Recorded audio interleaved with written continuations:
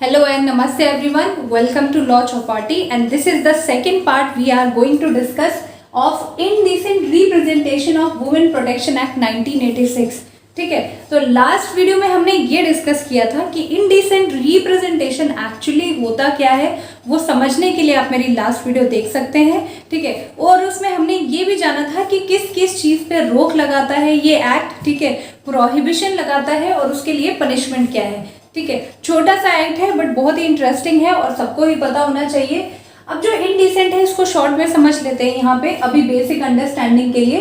तो section 2C जो है इस एक्ट का वो डिफाइन करता है इनडिसेंट रिप्रेजेंटेशन को। ठीक है, इनडिसेंट रिप्रेजेंटेशन ऑफ वुमेन क्या हो गया कि किसी भी वुमेन की बॉडी, फिगर या किसी भी पार्ट को इस तरीके से डेपिक्ट किया जाए या इंटरप्रेट किया जाए या दिखाया जाए इस तरीके से जो कि डेरोगेटरी हो, डेनिग्रेटिंग हो, डिप्रेव करता हो या करप्ट करता हो या फिर इंजर करता हो एक पब्लिक मोरालिटी को, जो एक समाज में नैतिकता होती है उसको किसी भी तरीके से भंग करता हो। ठीक है, या फिर जो एक इमेज है सोसाइटी में वुमेन की, ठीक है, एक रिस्पेक्ट है उसको खराब करता है और लोगों के दिमाग पर भी बहुत गंदा असर डालता है। ठीक है, तो ये हो गई इनडिसेंसी की बात। कई बार आपने सुना होगा पुलिस छापा मारती है। ठीक है, छापा मारना मतलब क्या हो गया, पावर टू एंटर। ठीक, इस एक्ट में जो है ये जो पावर है ये दी गई है एनी गेजेटेड ऑफिसर, कोई भी गेजेटेड ऑफिसर जिसे स्टेट गवर्नमेंट से उस चीज की पावर मिली है वो क्या कर सकता है, ऐसी भी जगह पे जहाँ पे कोई एडवर्टाइजमेंट हो, कोई बुक हो, कोई पैम्फलेट हो, कोई पेपर हो, कोई भी इस तरह की चीज हो, ठीक है, या ई रिकॉर्ड हो जहाँ पे एक वुमेन की इनडिसेंसी को रिप्रेजेंट किया जाता है और उस तरह की चीज़ें वहाँ पे बन रही हैं या पब्लिश के लिए तैयार हो रही हैं, सेल के लिए तैयार हो रही हैं, इस तरह का कुछ भी होता है। ठीक है, ऐसा बहुत सारे लोग छुप के भी काम करते हैं पैसे कमाने के चक्कर में। तो ऐसे केस में इनके पास पावर आ जाती है क्या कि वहाँ पे ये छापा मार सकते हैं या एंटर कर सकते हैं। ठीक है, अब दूसरी पावर दी गई है सर्च की। ठीक है, छापा मारना तो हो गया, सर्च मतलब क्या हो गया, तो सर्च का मतलब हो गया अगर जानकारी मिली है गेजेटेड ऑफिसर को कि इस तरह की चीज़ों का प्रोडक्शन होता है कहीं पे या ऐसी चीज़ें छापी जाती हैं, प्रिंट की जाती हैं या बनाई जाती हैं, तो क्या कर सकता है गेजेटेड ऑफिसर, उसकी खोजबीन करवा सकता है। ठीक है, ये पावर होती है गेजेटेड ऑफिसर की। तीसरी पावर एक और चीज़ आती है, क्या सीज कर सकता है। सीज मतलब क्या, अपने कब्जे में लेना, अपने कब्जे में ले सकता है और उसे एग्जामिन भी कर सकता है। एग्जामिन मतलब क्या हो गया, उसकी जांच पड़ताल करना। जांच पड़ताल जैसे उसकी जो इन्फॉर्मेशन है उससे रिलेटेड उसको रिकॉर्ड कर सकता है, रजिस्टर कर सकता है ऐसे डॉक्यूमेंट की, या फिर कोई ऐसा ऑब्जेक्ट अगर मिला है तो। ठीक है, लेकिन इसी का एक्सेप्शन क्या है कि ऐसा जो गेजेटेड ऑफिसर है वो क्या नहीं कर सकता है, वो प्राइवेट ड्वेलिंग हाउस मतलब क्या हो गया, मतलब कि किसी की प्राइवेट प्रॉपर्टी है जहाँ पे लोग रह रहे हैं, ठीक है, वहाँ पे जो है वो छापा नहीं मार सकता इस तरीके से जाके। ठीक है, उसको प्रॉपर एक परमिशन लेनी पड़ेगी कोर्ट से, तभी वो ऐसा कुछ कर सकता है। जो इसका पूरा प्रोसीजर है वो फॉलो होता है सीआरपीसी के सेक्शन 94 के हिसाब से। सेक्शन 94 भी इसी की बात करता है, इस प्रोसेस की बात करता है। ये जो प्रोसीजर हमने समझा एंटर और सर्च करने की, ये सब सीज करने की, एग्जामिन करने की, तो यही सेम चीज़ें जो है सेक्शन 94 में बात की गई है। तो अब ऐसे में एक चीज़ और होगी, क्या ऐसी कोई भी इंफॉर्मेशन या जानकारी मिलती है उसे तो वो किसको बताएगा, नियरेस्ट मजिस्ट्रेट को, और फिर उसकी कस्टडी वो ले सकता है या जब्त कर सकता है उस चीज़ को। ये सेक्शन बहुत इंपॉर्टेंट हो जाता है अभी जो करंट में चल रहा है राज कुंद्रा वाला केस। ठीक है, तो उनके ऊपर एलिगेशन लगी है कि वो इस तरह का कोई ऐप वगैरह चलाते थे। ठीक है, कोई ऐप थी जिसको प्रॉपर उन्होंने इस्टेब्लिश करवाया था। ठीक है, जो प्रॉपर एक कंपनी में आ गया। ठीक है, जहाँ पे एक जो वुमेन है उसका बॉडी पार्ट शो हो रहा है गलत तरीके से और उसको देखा भी जा रहा है, प्रमोट किया जा रहा है।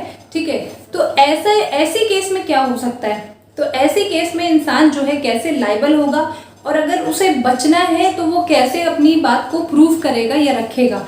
ठीक है, तो पहली चीज ये है, सेक्शन 7 बात करता है ऑफेंसेस बाय कंपनीज। अब कंपनीज में क्या जाता है, कंपनीज में एक सिर्फ इंडिविजुअल नहीं आता है, एक बॉडी कॉर्पोरेट भी आता है। ठीक है, एक फर्म भी आ जाती है, एक एसोसिएशन भी आ जाती है, या फिर एक कुछ इंडिविजुअल्स का ग्रुप है, तो वो सब कुछ कंपनी के अंदर आ जाता है। ठीक है, प्रॉपर एक कंपनी इस्टेब्लिश की गई है ऐसे किसी भी काम करने को, तो उस कंपनी का डायरेक्टर हो, मैनेजर हो, कोई भी इंसान जो कि डायरेक्टली क्या है, इंचार्ज है या रिस्पॉन्सिबल है अब उस कॉन्डक्ट के लिए। ठीक है, तो वो गिल्टी पाया जाएगा या वो इस चीज़ के लिए, ऑफेंस के लिए लाइबल हो जाएगा। लेकिन दूसरे ही केस में वो लाइबल नहीं होगा, मतलब इससे वो अपने आप को बचा सकता है। कैसे, क्या प्रूव करके?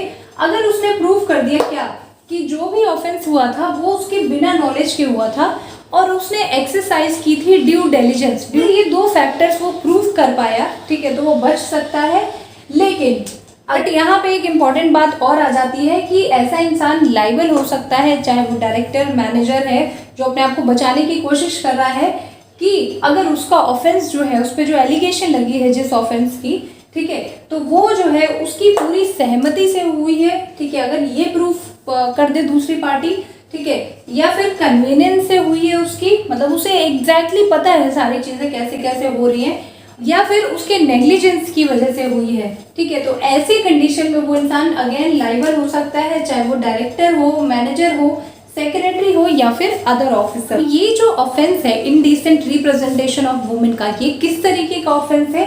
ये एक कॉग्निजेबल ऑफेंस है। कॉग्निजेबल ऑफेंसेस क्या होते हैं ये जानने के लिए आप मेरी लास्ट की वीडियोस देख सकते हैं। और ये बेलेबल ऑफेंसेस हैं, और ये जो बात दी गई है ये सेक्शन 8 में दिया गया है इसी एक्ट के।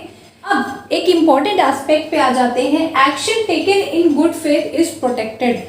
फॉर एग्जाम्पल ले सकते हैं, जैसे मूवीज वगैरह बनती हैं या कोई डॉक्यूमेंट्री बन रही है, ठीक है, तो वहाँ पे बहुत सारे ऐसे सीन दिखाए जाते हैं जहाँ पे वुमेन की बॉडी भी रिप्रेजेंट हो रही है। इंसान क्या कर सकता है, इस सेक्शन की जो है मदद ले सकता है कि जो उसने एक्ट किया या जो उस तरह की डॉक्यूमेंट्री बनाई या ऐसा कुछ भी किया, ठीक है, वो क्या है, वो एक गुड फेथ में है, वो समाज को किसी जो प्रॉब्लम है उसके बारे में अवेयर कराने के लिए है, ठीक है। तो सेक्शन 9 बात करता है इस एस्पेक्ट की। थर्ड आ जाते हैं रूल मेकिंग पावर।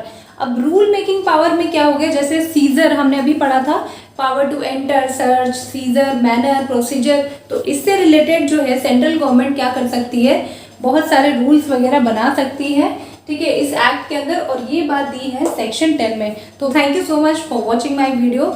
अगर आपको वीडियो पसंद आती है तो लाइक बटन प्रेस करें, ठीक है, और अगर आपको ऐसी बहुत सारी वीडियोस चाहिए तो उसके लिए आप मेरा चैनल सब्सक्राइब कर सकते हैं। और आपको पता कैसे चलेगा, इसलिए आपको बेल आइकन प्रेस करना बहुत ज़रूरी हो जाता है।